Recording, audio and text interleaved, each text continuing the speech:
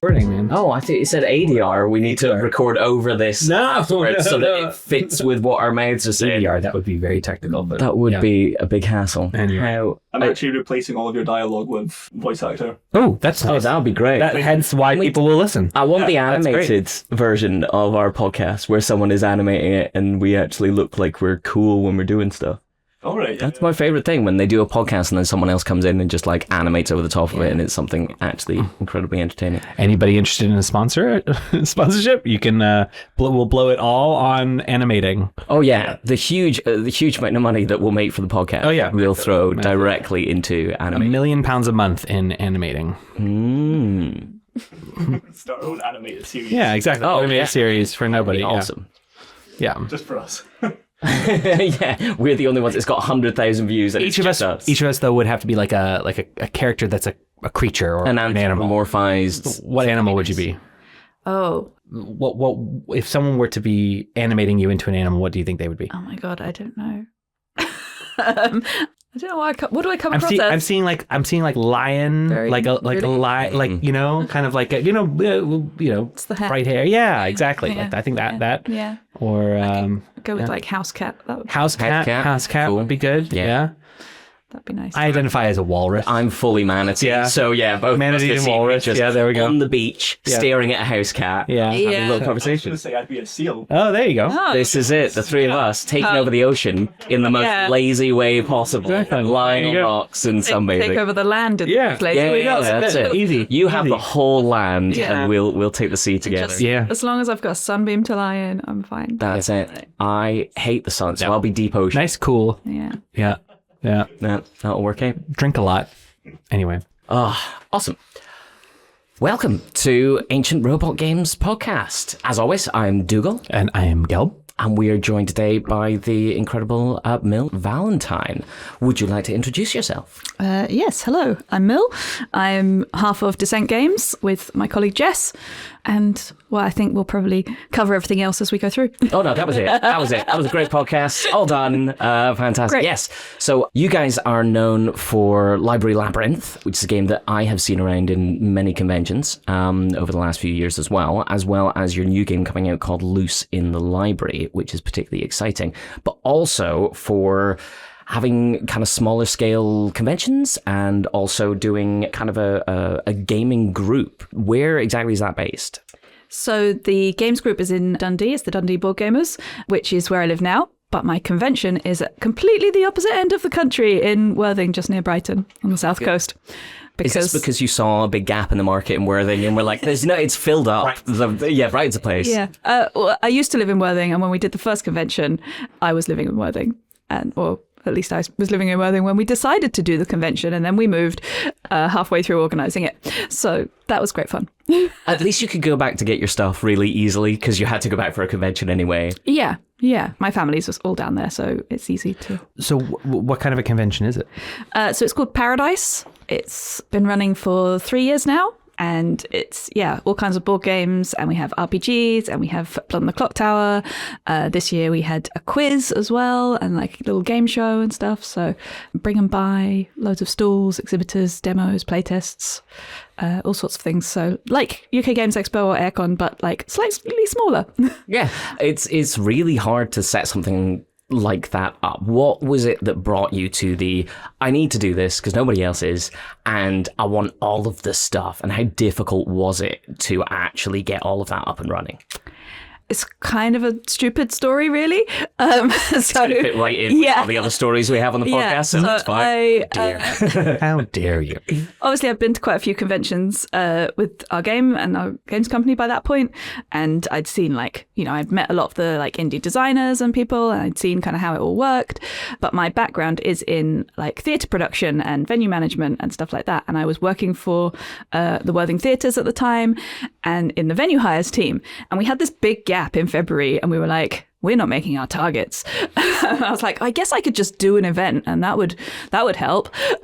Easy, just throw in the hat. So I was like, well, there's a massive board gaming community in Worthing. It really felt like there was something missing there that would be really popular. The Worthing Board Gamers group is huge, and they meet 3 times a week, and then they have other events all through the year and stuff. And it just felt like there wasn't anything kind of that local to where we were. So it just felt like a really nice fit.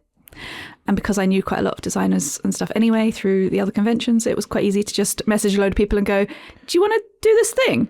And then as the person who ran the venue here, you're like, it just happens to be completely free for everyone to come and do that. No, because that's not how you make it. Yeah, no, that's a fair point. Yeah. No, so, but we kept it affordable. Obviously, I knew the venue really well anyway, so that kind of made that job a little bit easier. We've since moved to a bigger venue.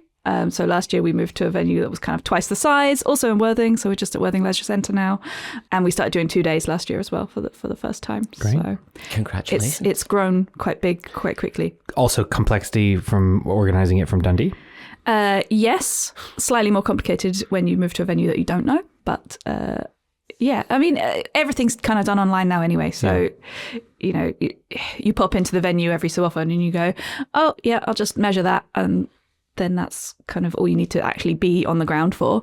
And then occasionally you go down and go, oh, this weekend I need to go and do the posters. And so then you go and do that. And then but I've also got a great team of people that still live down there who really support me with a lot of that stuff. So one of my best friends works for Comics, Games and Coffee, which is our kind of game shop partner. They've been doing like our ticketing and stuff like that. And they're really supportive of everything that we do. So they've done quite a lot for us as well. Oh, that's really great. It does. It's so hard as a singular person to get any of these things off the ground. I think it's the same with all of the stuff that definitely I've been involved in. Is it might start with one person having an idea, but very quickly you need a huge amount of people involved, volunteering their time or getting paid for it as well to actually get something off the ground and up and running. Did you have a lot of fear that first year of getting everything going and going, what if nobody turns up and everything else that happened? Or was it something that you were like, I know there's an audience for this. I know that it's going to be packed up and it's going to be perfect. There was definitely some fear. There was a lot of people that said they were going to come. We kind of tried to make sure that most of our venue costs were covered by exhibitor fees and things like that. And so we weren't kind of too terrified, but we just about broke even on the first year.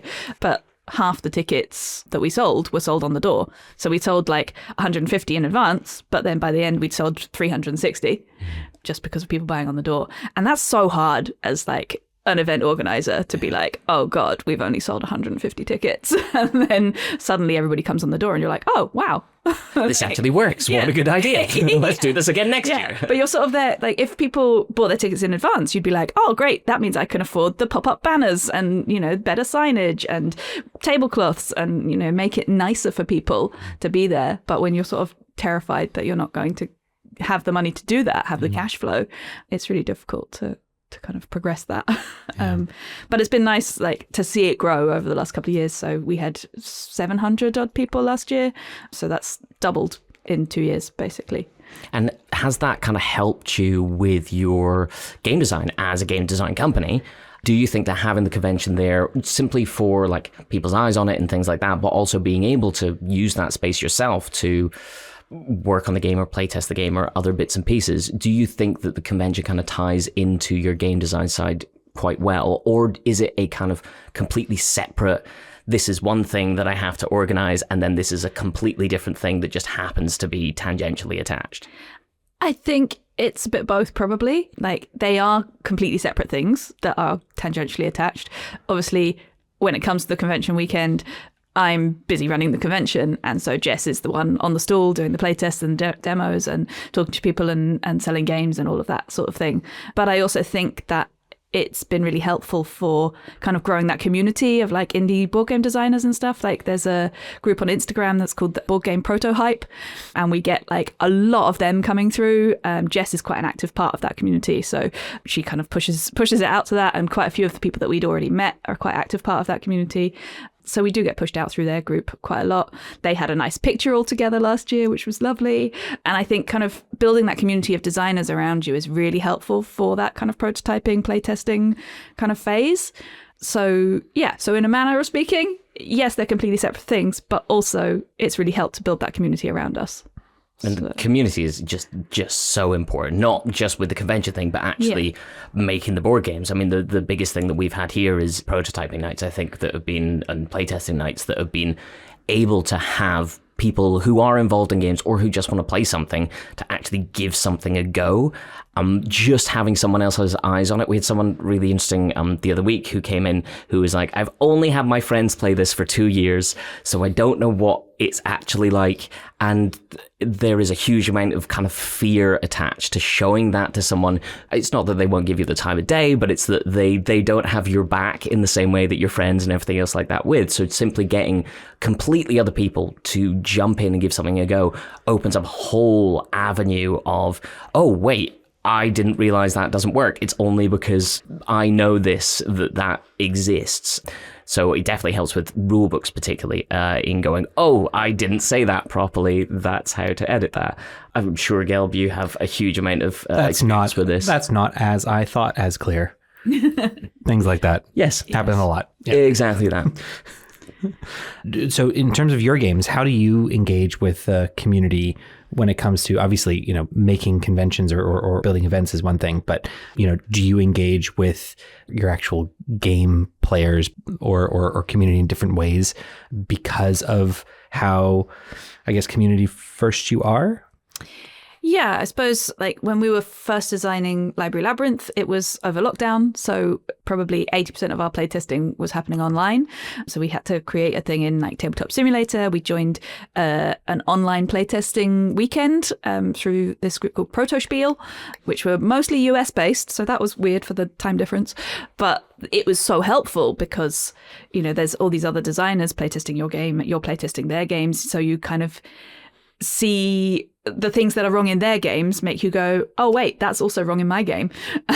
So that was quite good to have that, and that was really the moment when we kind of went, oh, we need to completely strip this back and start again because we've made it way too complicated. And so that was the kind of when we kind of first realized, I think, the benefits of that community and like having that kind of designer community as well as the kind of community of like players, I suppose. Like when we started going out to conventions, our first ever convention was UK Games Expo in 2021, because I think it was the 2021 that was cancelled.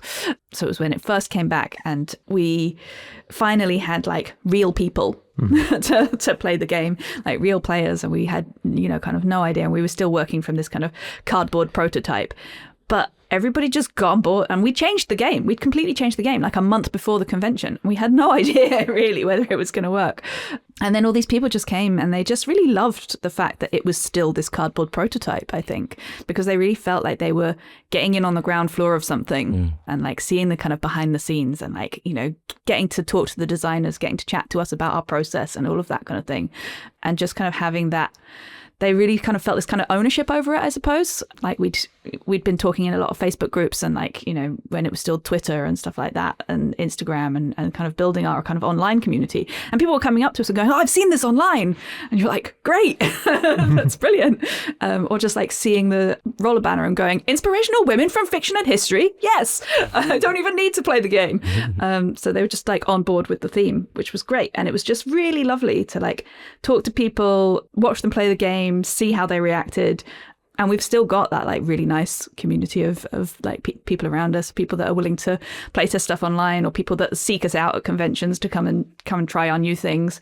So yeah, and it was really the community that inspired us to make Loose in the Library, because we had a lot of people would come around and they'd go, oh, I really love the theme, but I'm not the biggest fan of co-op games, or the box is too big and I want something that I can just throw in my bag and take to the pub, or it's really hard for me to find 45 minutes to play a game because I've got kids, and that, by the time they go to bed, I want something that's really like quick and easy and doesn't involve like, having to get out a whole board of things or whatever.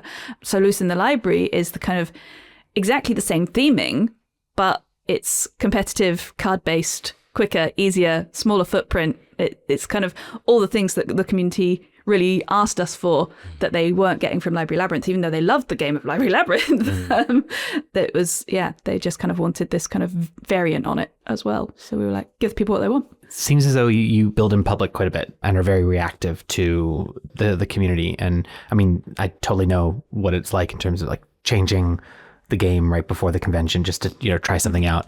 Quite a lot of game designers aren't that way. They like to focus on what it is they're doing. And when play tests start, it's usually a question of, trying a specific thing or looking at balancing or, similar types of small things, but the general game is set. How do you balance the excitement of the community versus trying to get to a destination and deciding when something is done?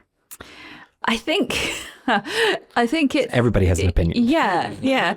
I feel like we do quite a lot of the kind of grafting stuff behind the scenes, like just between the two of us. Like, yeah, Jess will often play kind of two-handed on her own just to like kind of see how things work together. She enlists the help of her husband and her kids quite a lot. I enlist my husband and like people from our games group quite a lot to just be like, is this a thing that works? And then occasionally we'll jump on Tabletop Simulator together because she lives at the other end of the country to me, and we'll kind of do a lot of it over Zoom. And I think it kind of that works for us because that's kind of always how we did it, because we had to, because we were kind of forced into that circumstance by starting to design over lockdown.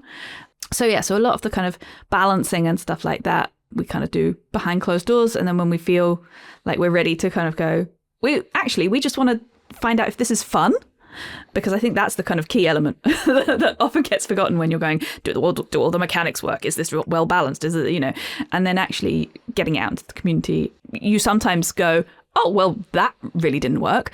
And you scribble something on a card and you go, actually, I need to cross that bit out because that doesn't work anymore. Or, whatever it is.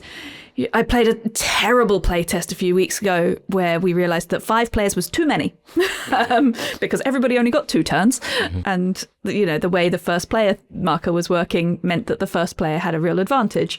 And so it's really useful to kind of have those terrible games, but you kind of have to acknowledge that with the group that you're playing with and going, it doesn't normally happen like that. So I'm really glad we did this and thank you. And maybe if we change this, and this and try again, and then suddenly it works. It's going from something that is like in your head. Yeah. Oh, this is a really interesting idea. And then interesting, not necessarily equaling fun, is such a huge thing in the things of like everyone. It's kind of like everyone has a novel in their head. And then once you actually get something down on paper, it can sway a completely different way. I'm really interested always with talking with designers of what is the point that made you go, right, let's do this as a game? Because all of us fiddle with prototypes and we do various different things. Obviously, you were working on it during the pandemic. Did you do that going, let's do something fun? Or was it immediately, right, we're going to make a game, and you kind of jumped into this company side of things? Or was it, several months of work on something and then going, oh, wait, I think we might actually have something, let's take it to the UK Games Expo? I think it was much more, we're going to make a game. We're going to do it, because Jess had made a game a few years ago, back in 2017, called Disarm the Base, which is about disarming warplanes in a military base. Her background is kind of politics and stuff like that, and it was based on this kind of direct action. She knew the people that had kind of been involved in it, so it was based on real events loosely, and so she'd made a game of it as a kind of like almost like an educational kind of tool, I guess, to kind of take into kind of political workshopping and whatever, that kind of thing. And then she'd kickstarted that, and that had been successful. And so she'd kind of had this new idea. And when she first came to me with the idea, it was, oh, what if there was, characters from books fighting monsters from other books, and they could... You're like, sold! And they could, and they, you're matching like skills and stuff. And that was literally like all she had at that point. And she kind of posted it on Facebook and went, does anyone want to make a game? And I went, yeah, all right, I'm not doing anything else. I was furloughed at the time. I'd just started a job working in a board games cafe, actually. It literally just opened a month before COVID hit. Really bad timing. So I got really into games, and then suddenly couldn't do the job that I wanted to do in the games cafe. And then she said, do you want to make a game? And I was like, yeah, great. So we've been friends since we were like 10.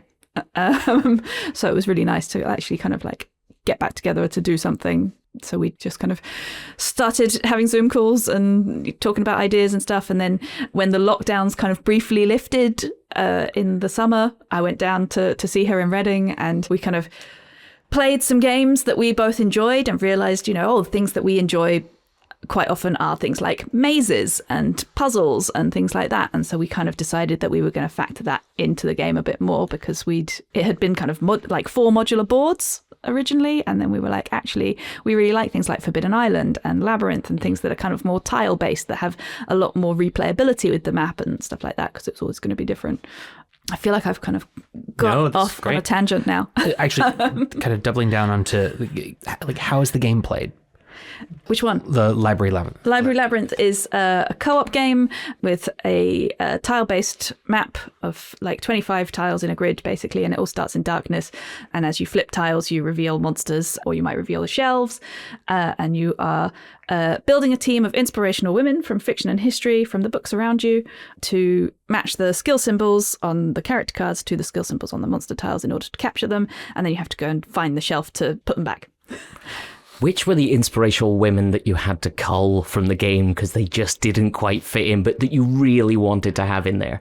There were so many. We started with a list of over 200. We had to whittle it down to 60 because otherwise it was chaos. Expansion. Yeah, people keep asking for an expansion with more women. That involves a lot more balancing of symbols and things. But, never say never.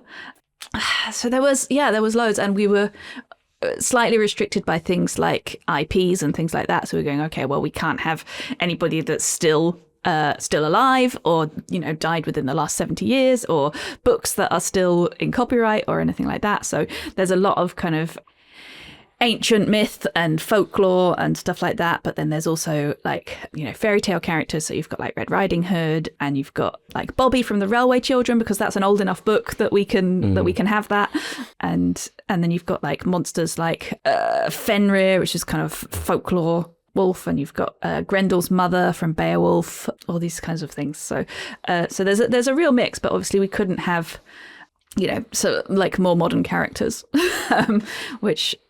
but we did put a few blank cards in the box so that people could add their own characters.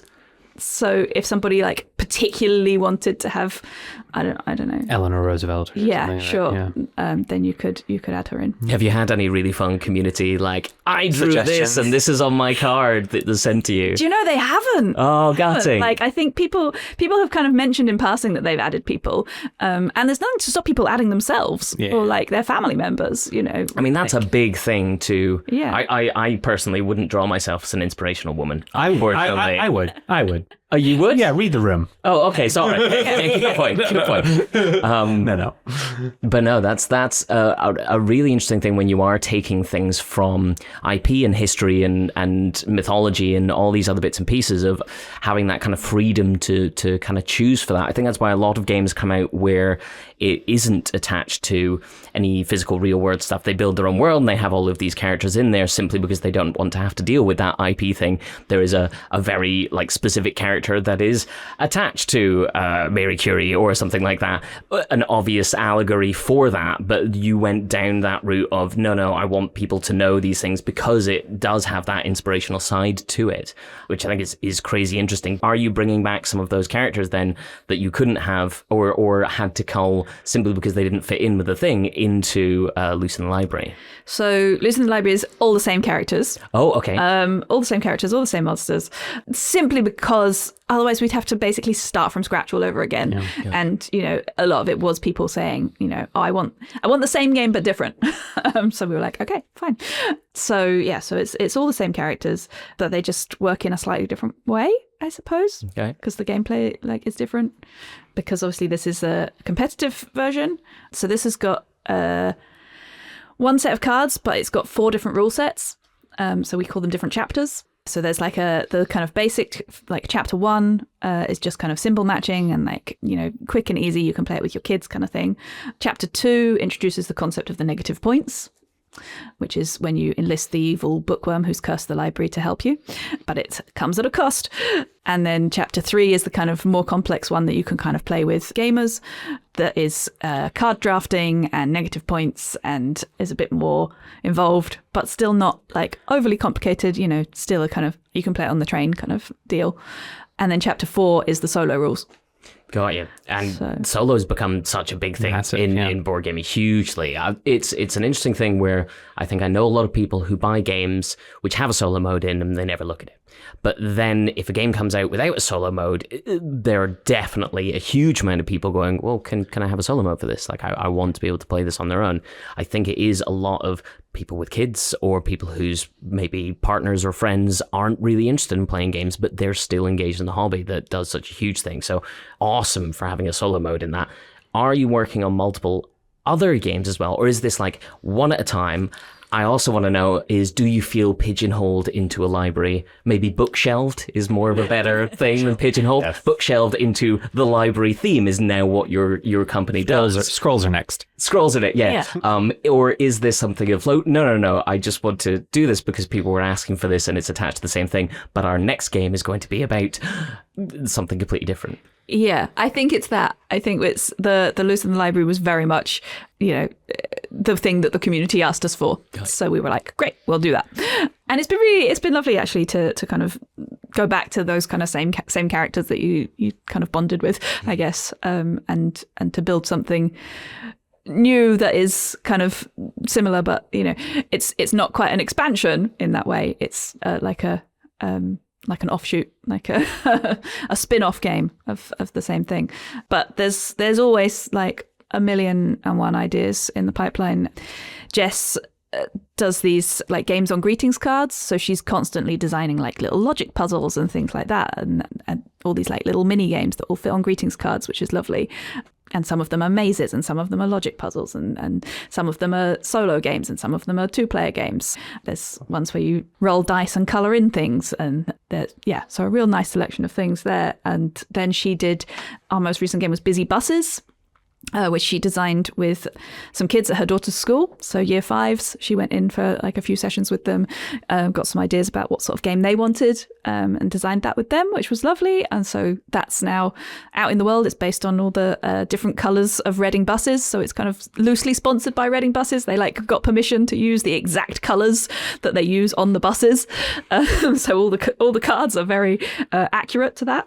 People would have complained if that wasn't the case. Yes, they would. Hugely. Like, I don't think you'll find that sort of colour of buses in Reading. Pantone colour is off. Oh, yeah. Oh, They gave us the exact Pantone numbers. Oh, that's hilarious. And Pantone head. Are you getting a percentage of every bus ticket sold in Reading to keep the game right? No? Do you know what we should have?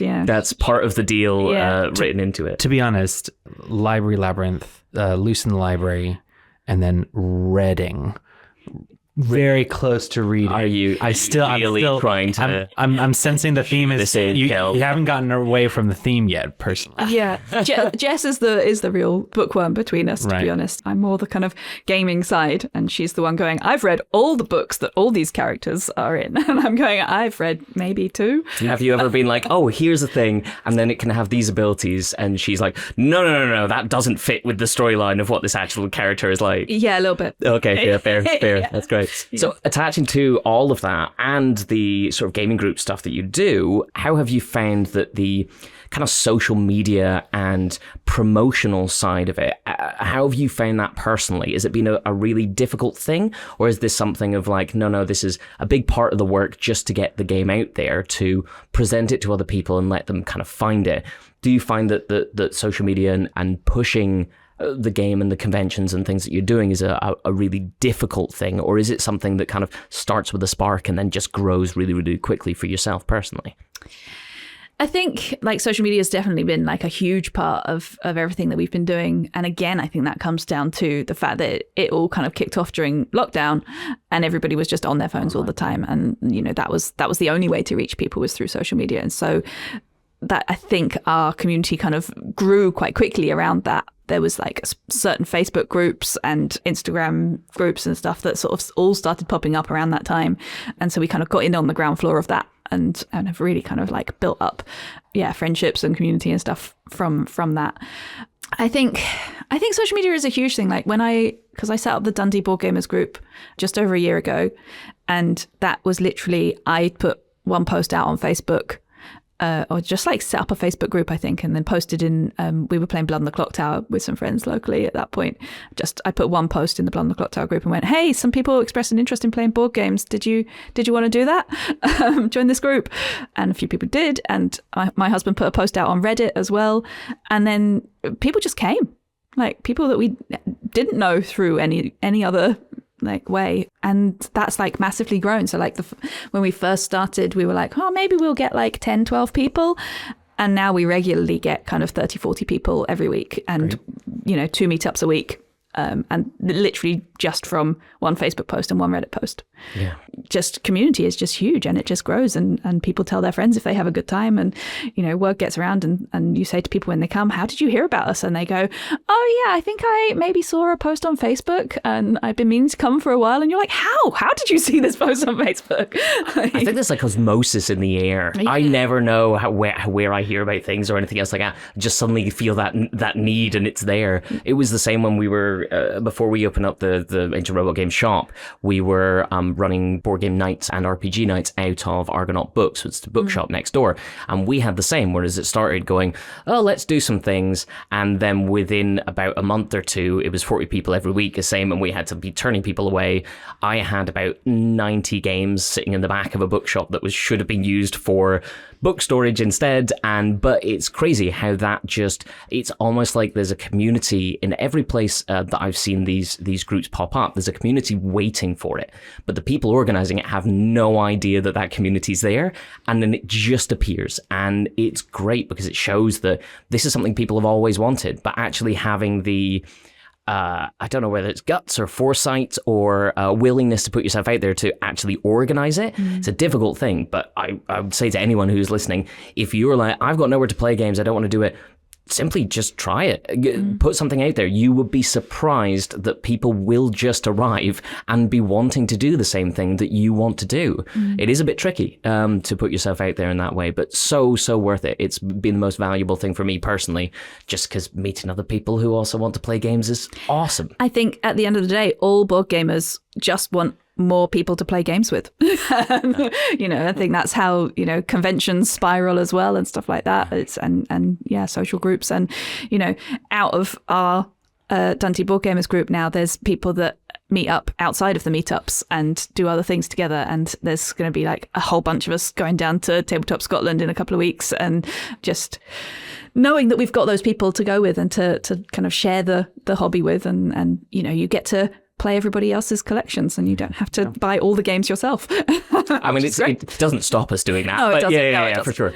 It's one of those things of being a competitive. I mean, not all games are competitive, but being a competitive thing, there is that thing of, oh, someone just wants to come, they just want to win all the games. But it's really not like that. With everything I've played, even if there are very competitive people and they want to win all the games, they still want other people to play with. So there's never any negativity. It's the only industry I've been in where everything is just so positive for everyone all the time. Everyone just wants to help everyone else, from everything from the games design side of stuff all the way down to the people who are just kind of playing the games. It's truly fantastic. It's one of the true joys of board gaming, I think. Yeah. There's a real kind of appetite, even amongst people that aren't gamers. Sometimes people just want some new friends. They want a new hobby. They want to try something. Screens. Yeah, exactly. They want to just try something and meet people. And it's a really easy way to do that, because there's kind of no pressure, because if you run out of things to talk about, you can talk about the game. As someone who runs a gaming group, I am curious as to whether you've had this experience as well, which is that you want everyone to come in and play games. That's a big exciting thing, but often there are new people to games who are just wanting to make friends and things. Have you found that games that you've enjoyed, you are like, I'm going to get into maybe slightly more straightforward to teach games than what maybe you did before, of getting into more involved and things like that games? Because I found that my taste in games has changed quite a bit due to not having as much time, and also having to teach these things into kind of more kind of elegant and more straightforward to understand, but still really engaging games. Are there any games that you love and you're like, but I'm not going to bring that to the gaming group, or games that you love because you can bring it to a gaming group? I think I enjoy quite a wide range of games. I really enjoy those kind of games that get new people into games. And I also really enjoy those kind of meaty games that take all day on a Sunday kind of thing. And actually by having this group and having these kind of different opportunities for meetups. So our Thursday night meetup is just in a pub. Sometimes it can get a bit noisy in there. Sometimes they turn the lights down too low. But most of the time it's fine because they love having us there. And that tends to be, people tend to play lighter games at that unless they've kind of pre-organized a group in advance to play something a bit heavier. That's the game they're going to play that night and it's going to take all night. But that's the kind of meetup that I think is kind of most accessible for people to just come in and go, oh, what's going on there? Let's, get involved. Sometimes people just happen to be in the pub and they see a big pile of board games and they come over and they're like, can we play this? And you're like, yeah, go for it. And then they come back because they've had a lovely time. Into your web. Yeah, exactly. We just absorb them. But yeah, I think there's a few of us that kind of were there at the start that kind of understand. We've got a kind of sort of moderator team, I suppose, who are there to kind of help facilitate those groups and kind of bring new people in. So if somebody new turns up and looks a bit unsure, they can be like, oh, come and join us. We'll play, Stomp the Plank or something that's, really easy to explain. And you get them in with that kind of easy kind of party game. We tend to start with that sort of game at the beginning of the night anyway, just because people turn up in dribs and drabs. And then after about half an hour and you think you've got kind of all the people that are going to be there, you go, okay, let's, split off and see what people want to do. But by that time, you've had a chance to talk to those new people and say, what sort of games do you like? And sometimes they'll say, oh, I've only ever played like Monopoly. I played Catan once kind of thing. Or they might say, oh, I play Twilight Imperium, but I haven't played it for 3 years because it's Twilight Imperium. Because it's Twilight Imperium. Weekend and people have things to do in their lives. Yeah. Or like, all their friends that they used to game with have, moved on and had kids or moved away or whatever. So we get quite a lot of people like that. So there's one guy that turns up who's a bit older than a lot of people in our group, and he's got this amazing collection of like games from like the 90s. So he's like constantly bringing in like these old like Knizias and stuff, and we're like, amazing. And so everybody really gets on board with that, which is great. Do you have any personal favorites from both ends of that spectrum of things that you would like to teach people or that is easy to get people into, and things that you're like, no, I keep this for myself to play all day on a Sunday or something like that? I have like both of those things have like joy in my collection and everything in between. So I would say, yeah, something like Stomp the Plank or That's Not a Hat or something like that is a really nice, easy one to play with like new people.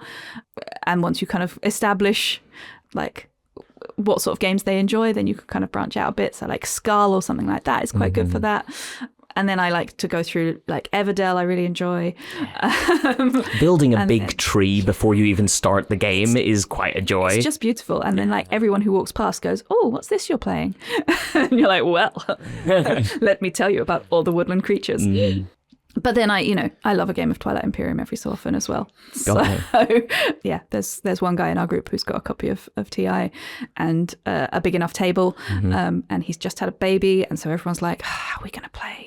We really need to play. There's a new expansion coming out in a few months, and oh no, yeah, fair. So I'll enjoy that as well. Absolutely amazing. That's brilliant. Thank you so much for coming and talking to us about all of these things. If people want to learn more about the games that you're making and the Paradise and the Dundee Board Gaming Group, where would they go to find this information? That's a great question. So Dissent Games is at Dissent Games on Instagram, Facebook. I think we're still on X maybe, but we don't really use it because... And Paradise is Paradise with a C, not an S, because it's dice. So Paradise. Like 4 dice. Dice. Dice with a C. Got you. Because it's a pun, because, Because why not? Exactly. Yeah. It should be. So that's paradise.uk and is also on Facebook and Instagram. Soon to be expanding from Worthing into every other place. Hopefully, there are no maybe eventually. So paradise.uk and Dundee Board Gamers, we are on Facebook and mostly Discord, actually. And you can't really give out a Discord link because they're all chaos. So you're not going to read it out as lowercase v, uppercase J, 4, 7. Yeah, okay, fair. And it'll only last 7 days anyway. Well, that's it, right? Yeah, fair. But people can find us on Facebook, or they can just come to a meetup. We're at Duke's Corner every Thursday from 6 o'clock, or at Cake or Dice every Sunday from about 1. Absolutely brilliant. Any news on Loose in the Library and when it's coming through? So we're planning to go to Kickstarter in September. I think like mid-September. So there's a Kickstarter pre-launch page up already, so people can find that on Kickstarter if they just search for Loose in the Library, or just Dissent Games. You can find it through there as well. So so that'll be going to Kickstarter in September. Incredibly excited. Yeah. Thank you so much, Emil, for coming to join us. Thank you. That's all we've got time for today. So, as always, I have been Dougal. And I am Gil. And this has been edited by Ryan Scott. Thank you for joining us.